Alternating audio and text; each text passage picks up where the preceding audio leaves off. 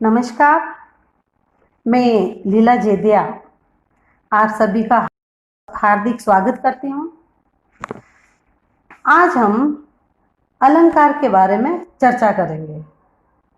अलंकार किसे कहते हैं, अलंकार की परिभाषा समझेंगे, अलंकार के भेद समझेंगे, अलंकार के कितने भेद होते हैं।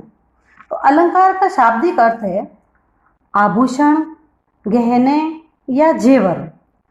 आभूषणों का प्रयोग सुंदरता को और अधिक बढ़ाने के लिए किया जाता है। इसी प्रकार काव्य का सौंदर्यवर्धन करने के लिए अलंकारों का प्रयोग किया जाता है। यानी कि शरीर की सुंदरता बढ़ाने के लिए आभूषणों का प्रयोग किया जाता है। आभूषण पहनने से किसी की भी सुंदरता और अधिक बढ़ जाती है। उसी प्रकार काव्य की सुंदरता अलंकार के द्वारा बढ़ती है। तो काव्य में जो तत्व काव्य की शोभा बढ़ाते हैं, काव्य की शोभा बढ़ाने वाले तत्व को अलंकार कहते हैं। अलंकार दो शब्दों से मिलकर बना है, अलम प्लस कार। अलम का अर्थ है अलंकृत और कार का अर्थ है करने वाला, यानी अलंकृत करने वाला। अलंकरोति इति अलंकार, यानी जो अलंकरण करे उसे अलंकार कहते हैं। ये अलंकार को समझा हमने। अब हम आते हैं अलंकार के भेद की ओर। अलंकार के भेद कितने होते हैं? अलंकार के भेद, अलंकार के मुख्य रूप से दो भेद होते हैं, शब्दालंकार और अर्थालंकार। शब्दालंकार यानी जो शब्दों के माध्यम से काव्य की शोभा को बढ़ाते हैं, जहाँ पे शब्दों का चमत्कार हो, उसे शब्दालंकार कहते हैं। शब्दालंकार के तीन भेद होते हैं, अनुप्रास अलंकार, यमक अलंकार और श्लेष अलंकार। और अब अर्थालंकार को समझते हैं। अर्थालंकार अर्थ के माध्यम से काव्य की शोभा को जो बढ़ा दे, उसे अर्थालंकार कहते हैं। यानी जहाँ पे शब्द के माध्यम से काव्य का सौंदर्य बढ़ रहा है, वहाँ शब्दालंकार, और अर्थ के माध्यम से जहाँ काव्य का सौंदर्य बढ़ रहा है, वहाँ क्या हो रहा है? अर्थालंकार। अब हम अनुप्रास अलंकार को देखते हैं। शब्दालंकार का एक भेद है अनुप्रास अलंकार। अनुप्रास अलंकार किसे कहते हैं? जहाँ पे एक वर्ण की आवृत्ति बार बार होती है। यदि किसी एक वर्ण की आवृत्ति बार बार होती है, यानी एक ही वर्ण बार बार कहीं काव्य में आ रहा है, वहाँ अनुप्रास अलंकार होता है। किसी विशेष वर्ण की आवृत्ति से काव्य सुनने में सुंदर लगता है।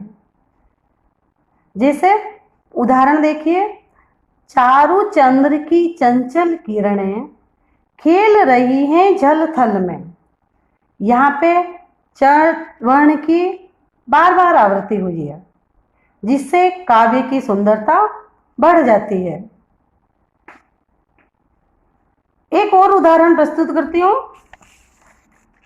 चंदू के चाचा ने चंदू की चाची को चांदनी चौक में चांदी के चम्मच से चटपट चटनी चटाई, है ना। इसमें च वर्ण की आवृत्ति बार बार हो रही है, तो ये हमको सुनने में कैसा सुंदर लग रहा है ना। अब हम देखते हैं अलंकार, यमक अलंकार को। यमक अलंकार, जहाँ एक ही शब्द दो या दो से अधिक बार आए किंतु अर्थ अलग अलग हो, वहाँ यमक अलंकार होता है। यानी शब्द की आवृत्ति होगी, शब्द एक से अधिक बार आएगा, लेकिन हर बार उस शब्द का अर्थ अलग होगा। यहाँ पे देखिए 2 पंक्तियां। कनक कनकते सो गुनी, मादकता अधिकाय, या खाए बोराए जग, वा पाए बोराए। यहाँ एक कनक का अर्थ है सोना और एक कनक का अर्थ है धतूरा। शब्द यहाँ एक ही है, कनक, लेकिन इस कनक शब्द का अर्थ एक जगह सोना और एक जगह धतूरा प्रयुक्त हो रहा है। धतूरा खाने से नर बौरा जाता है, यानी पागल हो जाता है, और सोने को तो प्राप्त कर लेने से ही नर बौरा जाता है। ये 2 पंक्तियां और हैं, एक उदाहरण और बता रही हूं, देखिए। 3 बेर खाती थी मैं, 3 बेर खाती हैं। 3 बेर का एक अर्थ है एक फल, बेर एक फल होता है, और 3 बेर का एक अर्थ हो रहा है 3 बार, यानी समय। यहाँ पे 3 बेर एक बार समय के लिए आया है, इसका अर्थ एक बार समय हो रहा है, और एक बार 3 बेर का मतलब फल, उसका अर्थ फल आ रहा है। यहाँ पे दोनों स्थान पे अलग अलग अर्थ इसके आ रहे हैं। अब हम आगे बढ़ते हैं, देखते हैं श्लेष अलंकार। श्लेष शब्द बना है श्लेष धातु से। श्लेष यानी चिपका हुआ। श्लेष क्या अर्थ होता है इसका? चिपका हुआ, श्लेष। यह एक शब्द में कई अर्थ चिपके हो, जहां पर एक शब्द में कई अर्थ चिपके हो, एक ही शब्द के अनेक अर्थ निकलते हैं, वहां पे क्या होता है? श्लेष अलंकार होता है। यानी शब्द एक है लेकिन हर बार उसके अर्थ अलग अलग निकलेंगे। जैसे देखिए 2 पंक्तियां। रहीमन पानी राखिए, बिन पानी सब सून, पानी गए न उबरे, मोती मानस चून। यहाँ पर पानी शब्द 3 बार आया है और 3 अर्थ में प्रयुक्त हुआ है। यहाँ पे पानी शब्द 3 अर्थ लिए हुए हैं, चमक, इज्जत और जल।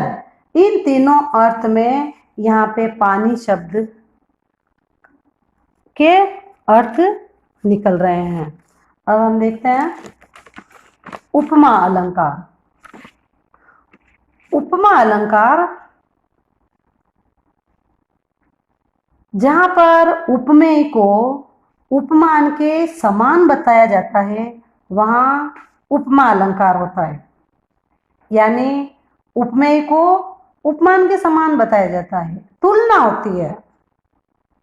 एक वस्तु की यहाँ पे दूसरी वस्तु से तुलना की जाती है।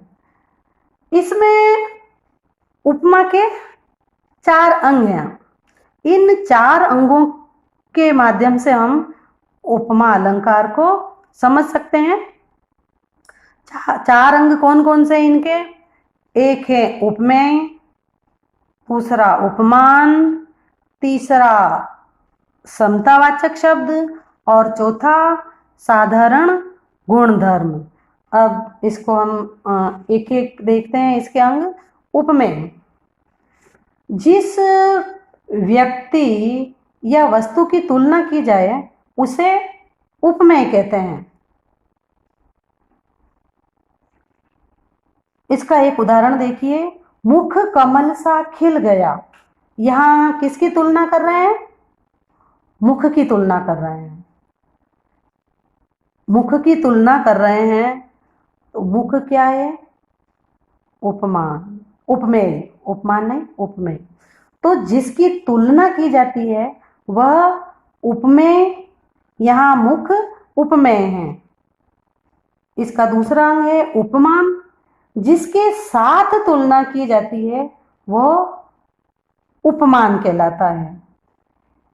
यहाँ पे कमल उपमान है, इसके साथ तुलना की जा रही है। मुख की तुलना किसके साथ की जा रही है?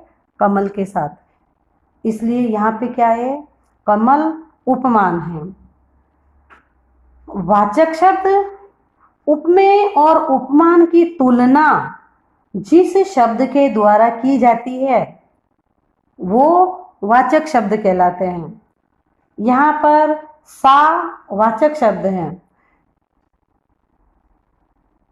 इसमें क्या होता है? समतावाचक शब्द में सा, सी, से, सम, ये इस प्रकार के शब्द आते हैं। उपमा अलंकार में हम इनको देख के इस उपमा अलंकार की पहचान कर सकते हैं, जहाँ पे सा, सी, से तुलना, किसी एक व्यक्ति या वस्तु की दूसरे व्यक्ति या वस्तु से तुलना की जाती है, तो उसको तुलना करने के लिए सा, सी, से, सम ये शब्द प्रयुक्त होते हैं। इनको देख के हम उपमा अलंकार की पहचान कर सकते हैं। तो यहाँ इस पंक्ति में मुख कमल सा खिल गया, यहाँ पे समतावाचक शब्द क्या आ रहा है? सा। और खिल गया इसका साधारण धर्म है। आगे बढ़ते हैं अब हम रूपक अलंकार। रूपक अलंकार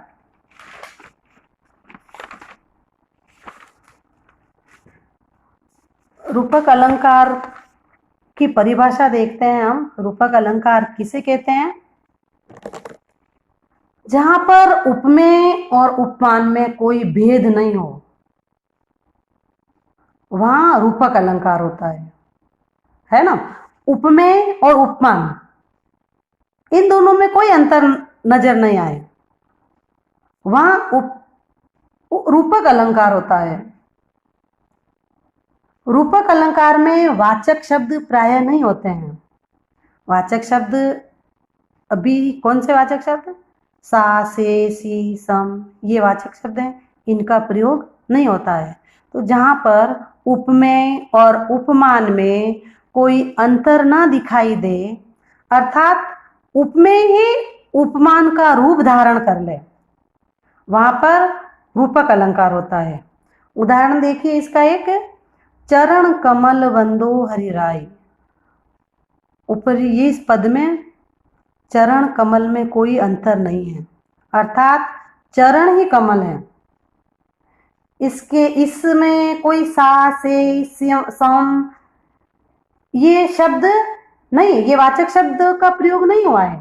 यह चरण ही कमल है, अर्थात उपमेय और उपमान में कोई अंतर नहीं है। अब हम देखते हैं उत्प्रेक्षा अलंकार। जहां पर उपमेय में उपमान की संभावना बताई जाए, वहां उत्प्रेक्षा अलंकार होता है। इसमें मनु, मानो, मनहु, जनु, जानो, मानहु, जानहु इस तरह के शब्द प्रयुक्त किए जाते हैं। इन शब्दों को देख के हम इसकी पहचान कर सकते हैं उत्प्रेक्षा अलंकार की। जहाँ पे जिन पंक्तियों में कहीं हम देखेंगे ये मनु, मानो, मनु, जनु, जानो, मानो, जानू ये शब्द जहाँ जिन पंक्तियों में होंगे वहाँ पे क्या होगा? उत्प्रेक्षा अलंकार होगा। जहाँ पर उपमान के न होने पर उपमेय कोई उपमान मान लिया जाता है, वहां पे क्या होता है? उत्प्रेक्षा अलंकार होता है। इसकी परिभाषा देख ली हमने। जहां पर उपमान के न होने पर उपमेय को ही उपमान मान लिया जाए, वहां उत्प्रेक्षा अलंकार होता है। इस अलंकार में उपमेय को उपमान से भिन्न मानते हुए भी उपमेय में उपमान की बलपूर्वक संभावना की जाती है। और शब्द मनु, मानो इनसे इसका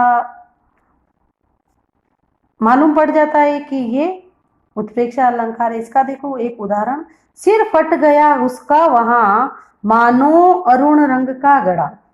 या फूटे हुए सिर को लाल रंग से भरे घड़े की तरह ही मान लिया गया है। फटा तो सर है, घड़ा नहीं है वहां पे कोई कि लाल घड़ा पड़ा हुआ है, ऐसा नहीं है। लेकिन रक्त से लाल हो गया है सिर, तो उस सर को ही यहाँ पे क्या है, लाल रंग का घड़ा मान लिया। यहाँ कोई लाल रंग का घड़ा नहीं है, लेकिन फटा सर रक्त से लाल हो गया है, इसे ही लाल रंग का घड़ा मान लिया गया है।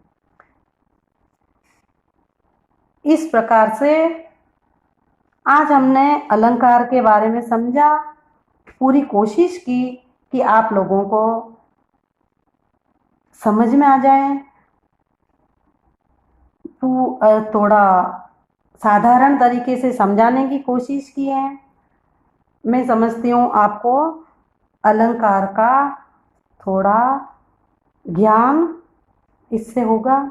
अब मैं अपनी वाणी को विराम देती हूँ। धन्यवाद। जय हिंद।